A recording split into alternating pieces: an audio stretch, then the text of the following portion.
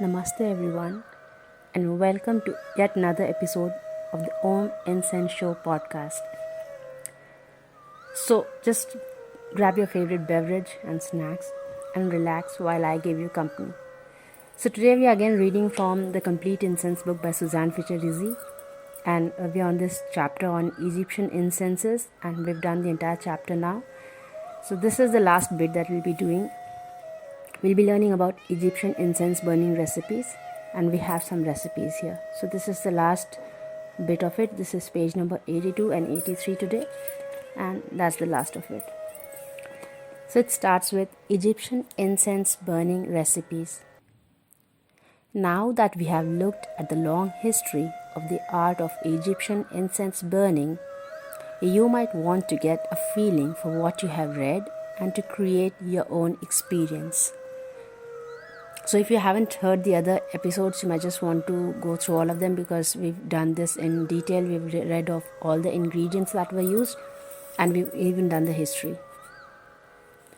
The art of Egyptian incense burning can serve different purposes: meditating, finding inner peace and harmony, celebrating, worshipping, accompanying a ritual, and creating a spiritual atmosphere. Maybe you're looking for sweet dreams and better, healthier sleep. Or would you prefer to create sensuous, erotic nights? Do you want to experience a wonderful day, one that you won't consider a waste? Choose among the following recipes or experiment with the individual ingredients that we've listed. Buy an incense burning vessel, charcoal, and a few of the Egyptian ingredients, and let yourself be carried on the wings of fragrance and time to the land of happiness. So the first recipe is Amon Ra. Incense burning with frankincense. Pure frankincense has a balsam-like, fruity, transparent and spicy fragrance. Use only frankincense of the highest quality. Arrange small pieces of the resin about the size of the head of a pin, but no larger than the size of a pea, on burning charcoal or a metal sieve placed on top of an incense vessel. Do not use too frequently. Only 2 or 3 times, and only use small amounts. The effect is cleansing, clarifying, harmonizing, elevating, and balancing.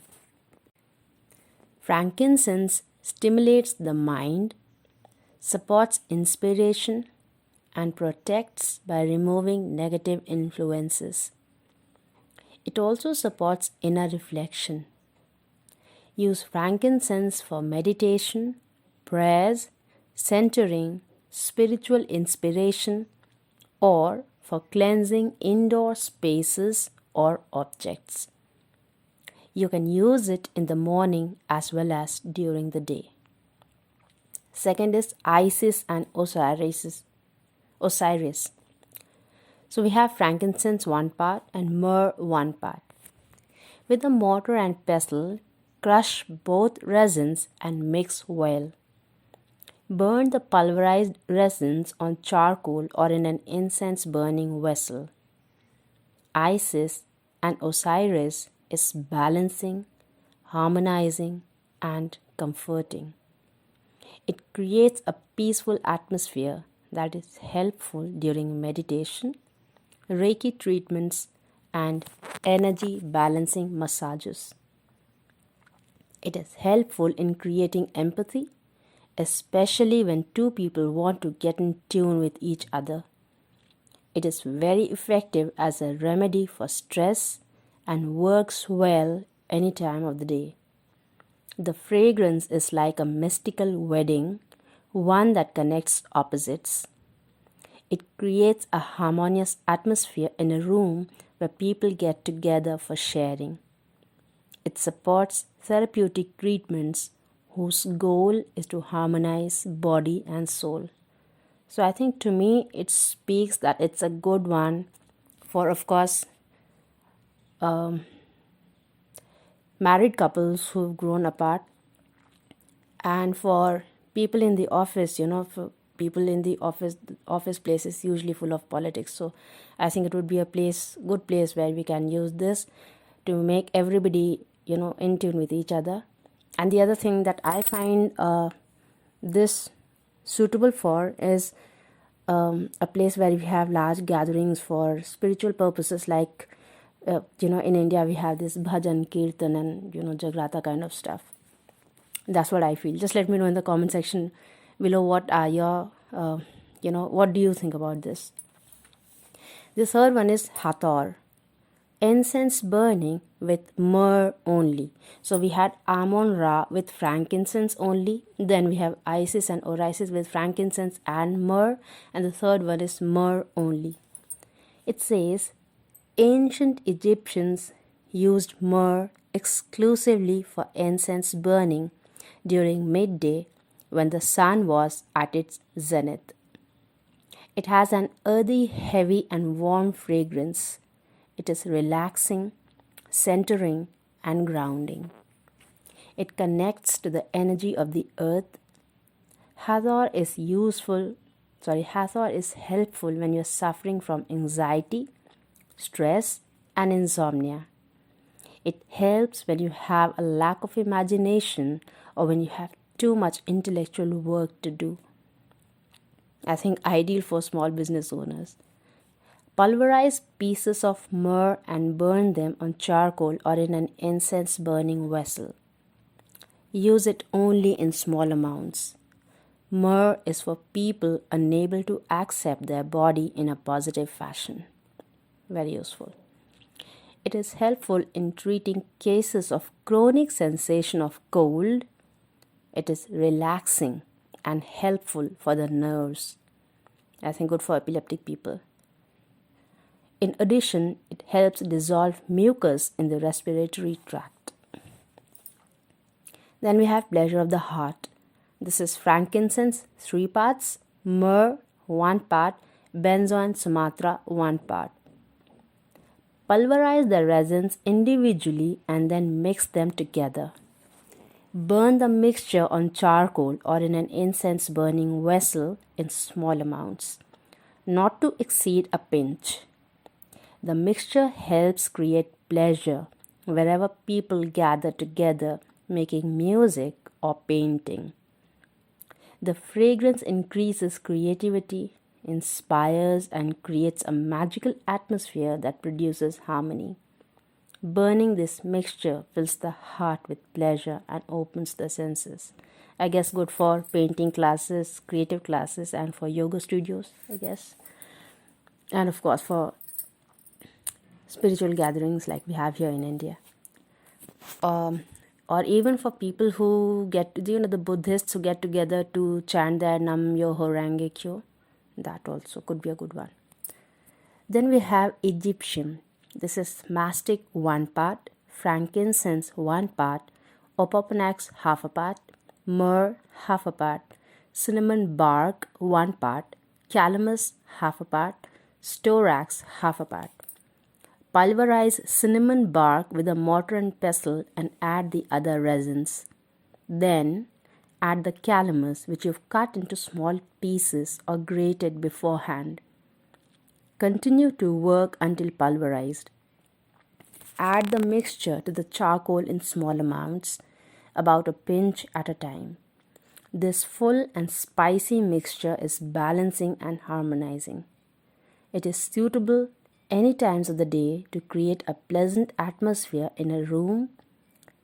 Ancient Egyptians also used this mixture for perfumes.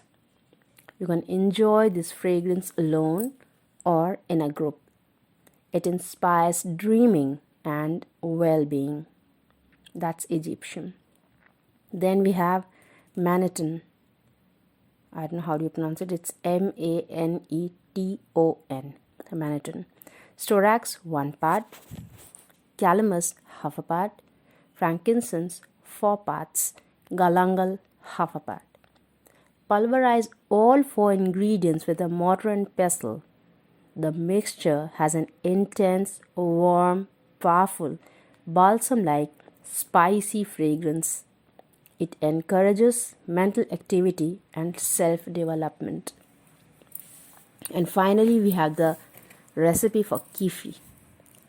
So we have kifi, frankincense 4 parts, mastic 2 parts, juniper berries half a part, calamus 1/4 of a part, galangal 1/4 of a part, cardamom half a part, cinnamon bark or flower 1 part, myrrh 1 part, lemongrass 1 part, rose leaves or dried rose buds half a part, benzoin cyme 1 part, sandalwood 1 part and a half, Aquileria wood a pinch as needed, forest honey or liquid half a part, red wine or heavy and full bodied, a tablespoon at a time as needed, sultana raisins 8 parts unsulfured, it says. Soak the raisins overnight in red wine, pulverize the frankincense, mastic, myrrh and benzoin with a mortar and pestle, pulverize the cinnamon flowers, juniper berries, calamus, galangal, cardamom with the skin, sandalwood, maybe in powder form, individually with a mortar and pestle. Mix all the ingredients together with the resin powder.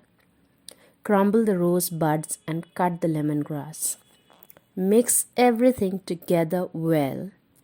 Use half a teaspoon or 2.5 ml of Aquileria wood powder to 1 cup of this mixture, or 1/4 and 1 cup of this mixture. If the Aquileria is not available, do without it. Remove the raisins from the wine. Blend everything in a mixer. Add the honey. Add the pulverized mixture and knead well. Crumble in the palm of your hand. Spread on a piece of cloth and allow to dry in a warm place. Do not dry in an oven or direct sunlight. Turn often. After 7 to 14 days, depending on the temperature and the weather, this kifi mixture is dry and ready for incense burning. Ancient Egyptians formed pellets the size of peas and used them for incense burning. This fragrant mixture banishes the troubles of the day. It works well in the evening. I've done another podcast where I've read about the kifi recipe that is mentioned in Carl's book. I've written it in one. I've done a reading of it in another podcast. I'll be linking it. If not, I'll read that as well, because that also has a very interesting kifi recipe. The one thing that needs to be kept in mind is here. I think here what she's mentioned is a quick recipe. But otherwise, if you want to go full on the way the people in Egypt did back then, they soaked this raisins for a month or so. So it was soaked during the entire time when all the other ingredients were powdered one at a time, 1 day at a time. So one day they would powder probably cinnamon, the other day they would do it for galangal, then they would do it for myrrh, and so individually they did it every day for each of those ingredients, and every day they had to chant certain mantras or songs or whatever particular day, and then at the end of it they mix them all together, and that's how the kifi came together. Also, depending on what time of the day they wanted to burn the kifi, they would choose certain ingredients. So probably for the morning they will use certain ingredients, for the afternoon they use certain ingredients, for evening they did certain ingredients. So that's how they did it. The other thing, if you do not have, because here it says in all the other recipes where you need to just experience the resins. If you do not have an incense warmer or something to light up something to experience the resins, then what you would do is like how I do. you might just want to get a normal steel glass. Whatever, I have a steel glass, and I have this old sieve that I used to sieve my chai. So that's broken, so only the sieve part of it is left. So I place that on that glass. And before that, I just place a diya, or probably a tea light candle, inside the glass. So the distance between the sieve and the glass, the bottom of the glass, is quite good. And then on that sieve, I place a thin layer of some kind of ash. So if I have some havan ash, or if I have some incense ash, I place it there. And then when it warms up, I like to place my resins on a thin aluminum foil, which is placed on that ash. So that's how I like to do it.